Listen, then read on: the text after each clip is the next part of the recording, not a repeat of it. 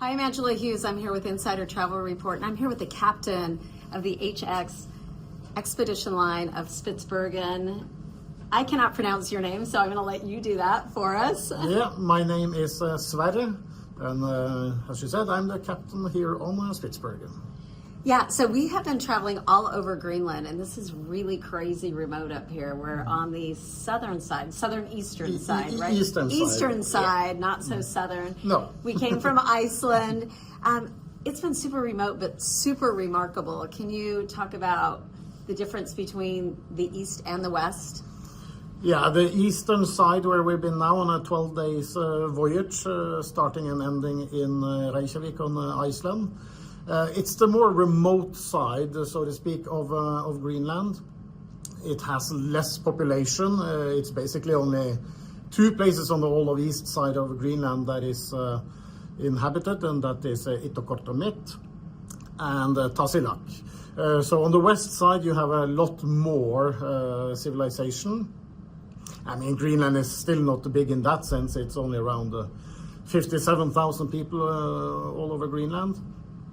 But yeah, the east side is a bit more remote, and on the northeast side of Greenland you have the world's largest national park. Now, talk to me just a little bit about why you chose to sell with HX and what makes them maybe a leader and different than the other expedition lines. Oh, well, I think it is a little bit the heritage and the history of HX. It is the previous Hurtigruten expeditions, and the first expedition voyages that this company did was all the way back in 1896 on Svalbard. So we have soon a 130-year-long history as an expedition company.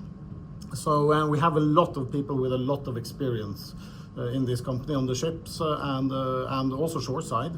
So I think that makes the company really unique. Okay, so before we got started, I was asking him, what's your favorite expedition? And that's an unfair question, but I want to know what you think. Yeah, I mean, there are so many amazing places everywhere, from Antarctica to South Georgia and South America, Northwest Passage, Greenland, Svalbard, Iceland. Many of these places we do. In the south, I would say Antarctica is of course vast and massive, but South Georgia is quite cool too, and many favorites.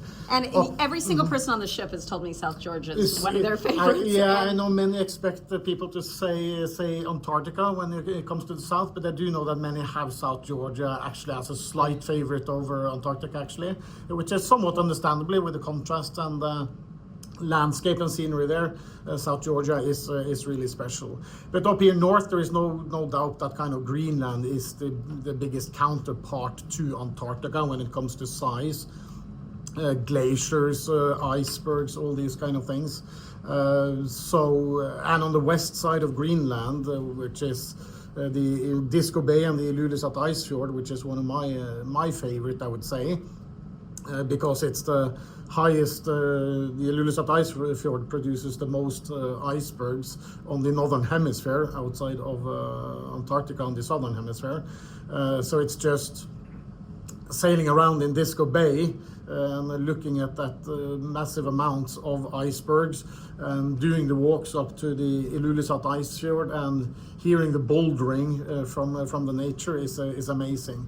But here on the east side as well is really special and unique because it is more remote. So you have the Scoresby Sound area, which is the largest fjord system in the world, and also have the deepest fjords in the world. And you also have the national park area that we've been in the very southern, southeastern end of now. But the Northeast Greenland National Park is the world's largest national park at 972,000 square kilometers. So it is many times the size of the second biggest national parks in the world. So yeah, and I think I was slightly unprepared for how vast it was and how deep the canyons would be, and the contrast with the mountains and the ice. I think that was absolutely stunning. I think many are taken a little bit by surprise of it. And I mean, when it comes to the national park area, we are now just covered a tiny little bit, but still it's being long distances and many days. And then just thinking about this being a small part of the eastern Greenland and a small part of the national park area.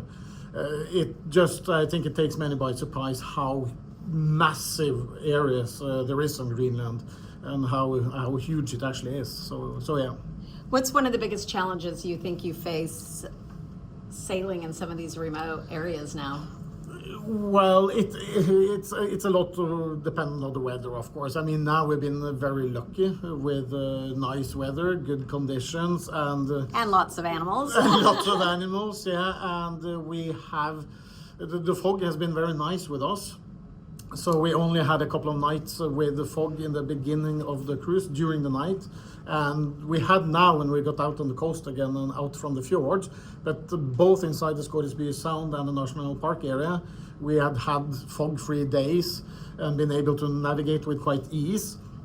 But of course, if you have stronger winds, you have fog, you have ice, you have darkness at night. So if you then have reduced visibility, strong winds, and need to navigate in the ice, that becomes very challenging. But yeah, as I say, thankfully we have been very lucky with the weather and our conditions.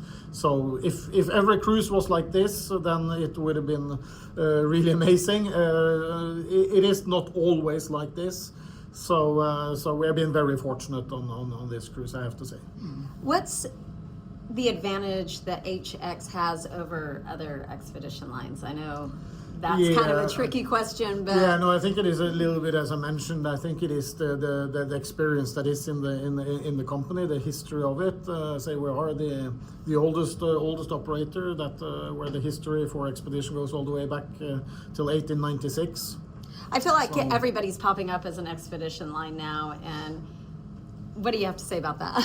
Yeah, there has been a lot more operators coming into business since the pandemic. A lot of them were supposed to kind of start up during the pandemic, but the pandemic slowed down the startup of many companies. But there is no doubt that, before the pandemic, you could go, whether it is on Greenland or in Antarctica, you could go several days without seeing ships.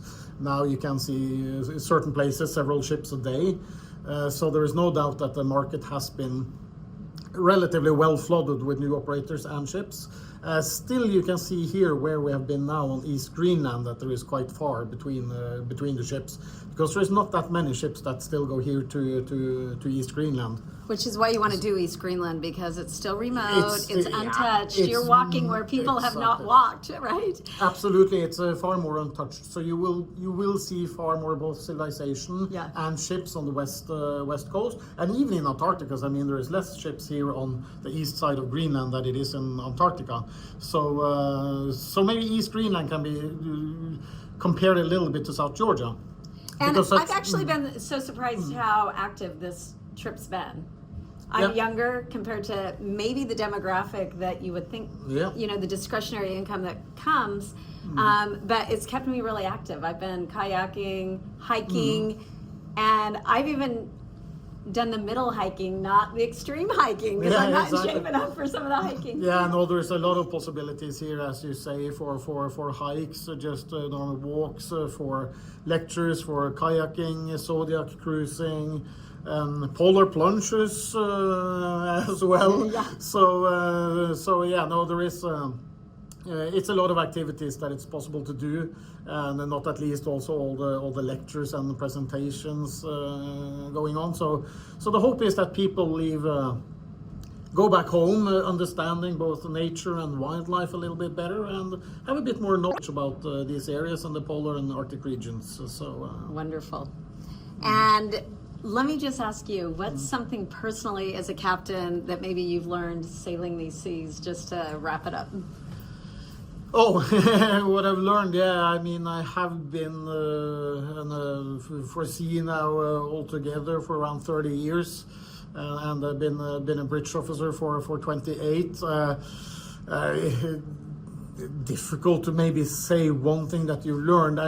What should I say, the essence to take out is that working with people, seeing the world, meeting so many different nationalities and cultures, parts of the world, food, history, nature, really understanding the world kind of in a better way, which is also part of the reason we recommend doing expedition voyages, is that you really get a good insight into to world and nature and wildlife, cultures, history, and all of that. So as a sailor, you really get to see that in a broad perspective, which really makes you a little bit humble over the world and the people, and the privilege to be able to see so much and meet so many people, both among crew and guests. So. Well, I appreciate you, Captain, and I'm Angela Hughes for Insider Travel Report.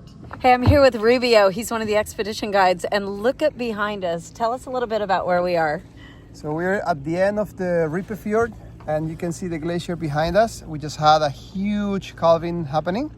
Of course, we're keeping our safe distance, as you can imagine. And yeah, we're having a great day. It's a little overcast, but fantastic temperature.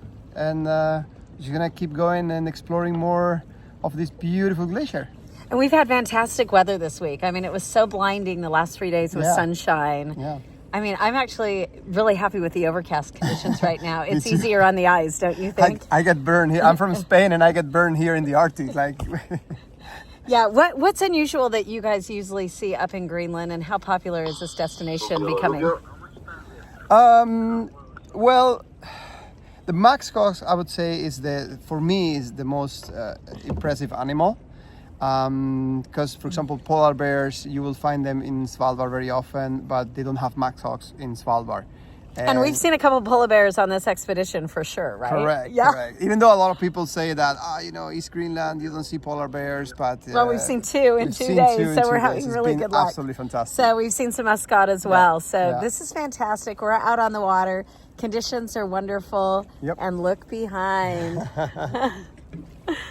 Thank you so much, Rubio. My pleasure. I'm here with Lois. She's one of the guides from HX, and we are in this incredible fjord system here in Greenland. And tell me a little bit about this, because every day's look different, but where we're standing right now is just out of control. So we are in a group of islands in Scoresby Sound called Björneö, translates to the Bear Island, because when they were first surveyed in 1891, they also discovered a polar bear here. These islands were, the rock here dates back to a geological event called the Caledonian Orogeny, the collision of two ancient continents called Baltica and Laurentia around 400 million years ago, to give us these metamorphic rocks, mostly gneiss and migmatite. Gneiss more black and white, migmatite more pinky in colour. The mountains behind me up to around 480 meters tall. And this weather's been incredible. I mean, this system right here, it started out kind of drizzly today, but this is a view 360 all around me. Tell me why the weather changes so much here. Why does the weather change so much here? Although we might have some very calm waters, we do also have a lot of changes in elevation. Different atmospheric temperatures bring in a lot of fog and different cloud cover to the area. So yesterday or the day before was basically all clear blue skies. Today, not so much, but the sun is still trying to peek through. It's around 5 degrees Celsius at the moment, which is, I think, about 40 Fahrenheit, something like that. And one thing I've noticed is that we've got all age types on here. I've got my 21-year-old on here, and we've got probably clear up to 80, 85 on here, and everybody can do a level here. You guys have worked that out, so yep. every level, every activity range, or every level range can participate. Exactly. So, for example, this landing today, we have a route of flags that everyone is following. You can go as far or as not far as you want. At the start, it's a lot flatter and it gets a bit rockier towards the end. We also have an exploration hike going on with two more of our guides who have taken, I think, about 10 guests. And that's really quite rigorous. Yes. I consider that, but considering my hiking is only hiking hotel floors most of the time. You have to go to a briefing to be able to do the hike. Yeah. Okay. Thanks a lot.